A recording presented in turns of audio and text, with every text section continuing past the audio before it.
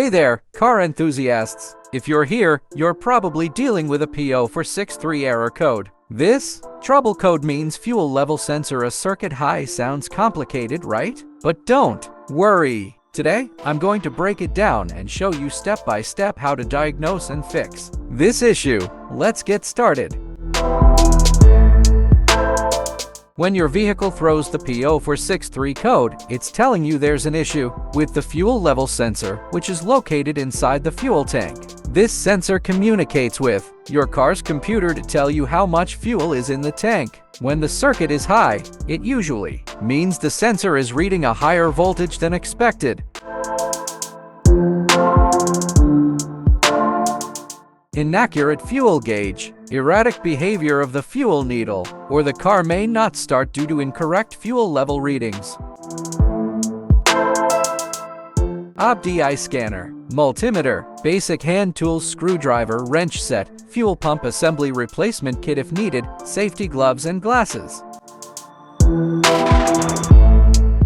First things first, let's confirm that the P0463 code is accurate by scanning the vehicle's system. I'm using my OBDI scanner to pull the diagnostic codes. In many cars, the fuel level sensor is located on the fuel pump assembly, which may be accessible by removing the rear seat or accessing the tank from underneath. Inspect the wiring harness that leads to the fuel level sensor. Look for any signs of damage, corrosion, or loose connections. These are common culprits behind this error code.